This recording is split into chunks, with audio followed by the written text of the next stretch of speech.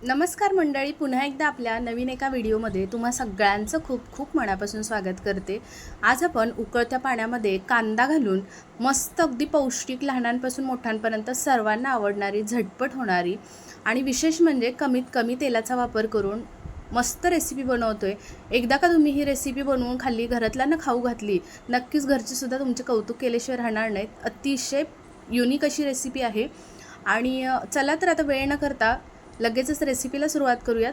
तर पहा, इथे आपल्याला कांदा घ्यायचा आहे। आता मी एक कांदा इथे घेतलेला आहे आणि अगदी बारीक कट करून घेतला आहे। पहा, तर कांदा कट करून घेतला, त्याच्यानंतर लगेच शिमला मिरची होती आपल्याकडे, तर शिमला मिरचीसुद्धा कट करून अगदी बारीक तुकड्यांमध्ये करून घेतलेली आहे। जर तुमच्याकडे अजून कोणत्या गाजर वगैरे काही असतील भाज्या, तर त्यासुद्धा तुम्ही इथे अगदी बारीक अशा कट करून घेऊ शकता। तर इथे आता टोमॅटोसुद्धा मी एक घेतला होता, तोसुद्धा व्यवस्थित असा बारीक कट करून घेते आहे। तर पहा, ही रेसिपी ना अतिशय जास्त मुलांना आणि मोठ्यांनासुद्धा आवडणारी आहे। मधल्या वेळेत बऱ्याच वेळा आपल्याला काही ना काहीतरी चटपटीत खायचं असतं, तर त्यावेळी ही रेसिपी तुम्ही नक्की बनवू शकता किंवा पाहुणे आल्यानंतरसुद्धा ही अशी युनिक रेसिपी नक्कीच त्यांना बनवून देऊ शकता। यापूर्वी तुम्ही कधी बनवली नसेल आणि पाहिलीसुद्धा नसेल। तर आता बघा, सर्व भाज्या कट करून ठेवल्या, त्याच्यानंतर बघा आपल्याला प्रमाणसुद्धा अगदी व्यवस्थित योग्य असं घ्यायचं आहे। तर इथे 3 कप इतकं पाणी कढईमध्ये घालून घेतलं, पाण्याला छान झाकण ठेवून उकळी काढून घेतली। आता उकळी आली पाण्याला की झाकण काढायचं आणि त्याच्यानंतर जो कट करून घेतलेला कांदा होता, तो 1 वाटी इतका कांदा होता। आता 3 कप इतकं पाणी घातलं आहे आणि 1 वाटी इतका कांदा घातलेला आहे। लगेच त्याच्यामध्ये कांदा घालून घेतल्यानंतर शिमला मिरची आणि टोमॅटोसुद्धा घालून घ्यायचा। सोबतच बारीक कट करून 2 ते 3 मिरच्या घालून घेतल्या। मिरच्या घालून घेतल्या की त्याच्यानंतर बडीशेप 1 चमचा, जिरे अर्धा चमचा आणि चिली फ्लेक्स अर्धा चमचा घालून घेतलेली आहे। जर चिली फ्लेक्स नसेल तर तुम्ही इथे सुकी मिरची वाटून घातली तरीही चालेल, काही हरकत नाही। त्याच्यानंतर चवीनुसार मीठ घातलं, भरपूर अशी कोथिंबीर घालायची आणि छान अशी चटपटीत चव यावी म्हणून मी इथे अर्धा लिंबूसुद्धा पिळून घेतलेला आहे।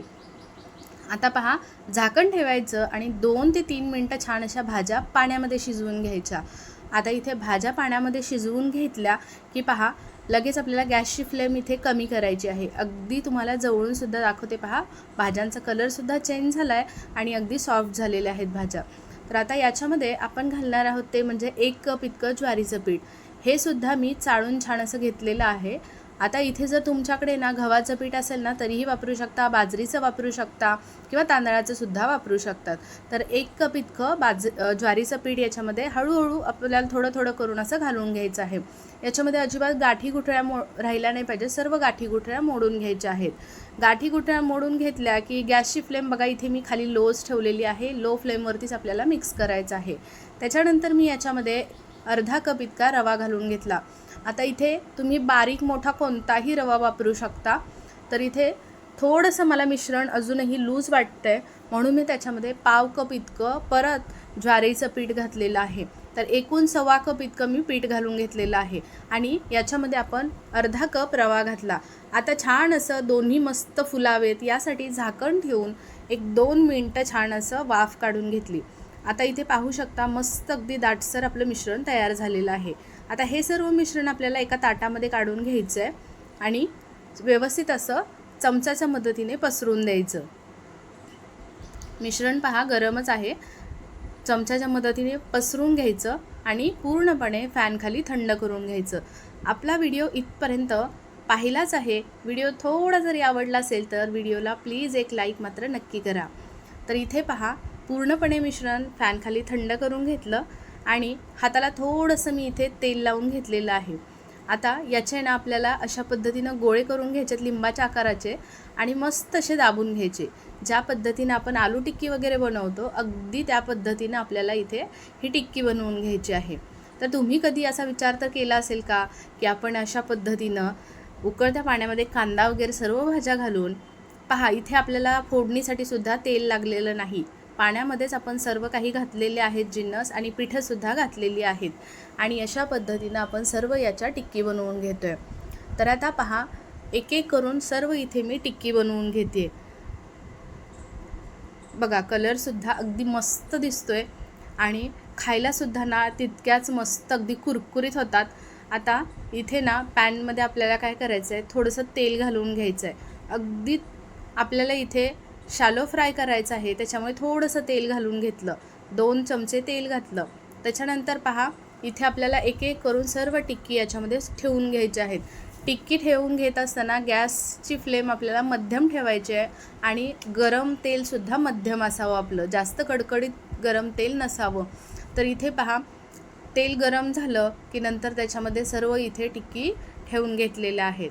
आता 2 ते 3 मिनटानंतर एक बाजू छान अशा पद्धतीने पहा मस्त अशी कुरकुरीत भाजली जाते, कलरसुद्धा खूप छान येतो. मगच आपल्याला याला चमचा लावायचा आहे आणि दुसऱ्या बाजूनी पलटून घ्यायची आहे.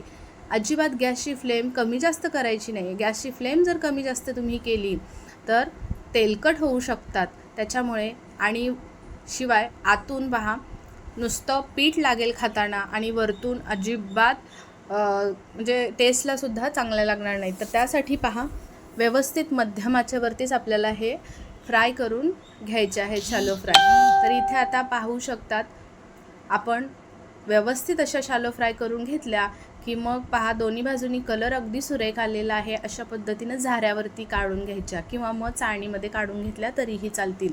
पूर्ण तेल निथळून घ्यायचं, तेल बिलकुलही राहत नाही. थोडंसंच मी तेल घातलं होतं पॅनमध्ये पाहू शकता, आणि अजूनही पॅनमध्ये तेल शिल्लक आहे. आता ह्या सर्व टिक्की मी एका प्लेटमध्ये काढून घेते आणि ज्या बाकीच्या राहिलेल्या टिक्की होत्या तर त्या सर्व मी फ्राय करून घेणार आहे. पोटभरीचा अतिशय पौष्टिक असा हा नाश्ता तयार होतो. अगदी पाहुणे मंडळी जरी येणार असतील तरीसुद्धा तुम्ही हा नाश्ता त्यांच्यासाठी बनवू शकता. आता तुम्ही पाहिलंच, फक्त आपण इथे 1 ते 1.25 कप इतकं ज्वारीचं पीठ वापरलं आहे, काही भाज्या घातलेल्या आहेत आणि अर्धा कप इतका रवा घातलेला आहे. त्याच्यामध्ये भरपूर साऱ्या इथे टिक्की बनवून तयार होतात. अशा पद्धतीनं मी दुसरी बॅचसुद्धा पहा फ्राय करून घेतली आणि इथे सर्व अशा टिक्की तयार करून घेतल्या. आता ह्या गरमागरम टिक्की तयार झाल्या की मग काय लगेच खायला घ्यायच्या. सॉससोबत वगैरे तुम्ही एन्जॉय करू शकता. खूप मस्त लागतात चवीला, अप्रतिम अशी टेस्ट येते, पौष्टिक आहेत, मुलांच्या टिफिनसाठी देऊ शकता, मधल्या वेळेत खाण्यासाठी झटपट होणारा हा नाश्ता बनवू शकता. आवाजसुद्धा ऐकवते पाहू शकतात, मस्त अगदी वरतून कुरकुरीत झालेली आहे, आतूनसुद्धा तोडून दाखवते, अगदी आतूनसुद्धा मऊसूत अशी मस्त तयार झालेली आहे. अजिबात पीठ वगैरे कुठे राहिलेलं नाही किंवा लागणारसुद्धा नाही खाताना तुम्हाला. अगदी व्यवस्थित पीठ शिजवून घेतलेलं आहे आपण आणि अगदी मध्यम आचेवरती शेवटपर्यंत कुरकुरीत होईपर्यंत तळून घेतलेले आहेत. तर तुम्हीसुद्धा बनवून पहा. आजची रेसिपी कशी वाटली ते मला जरूर कमेंटमध्ये कळवा. रेसिपी आपली थोडी जरी आवडली असेल तर आपल्या मित्रमैत्रिणी, परिवारांमध्ये, नातेवाईकांमध्ये जास्तीत जास्त शेअर करा. असेच भरपूर सारे छान छान व्हिडिओज मी आपल्या चॅनलवरती अपलोड केलेले आहेत, नक्की चेकआउट करा. मला खात्री आहे तुम्हाला नक्की सर्व रेसिपीज आवडतील, साध्या सोप्या आहेत. तर आवडली असेल रेसिपी तर नक्की सबस्क्राईब करून लाईक करा व्हिडिओला. चला उद्या पुन्हा भेटू, तोपर्यंत बाय बाय.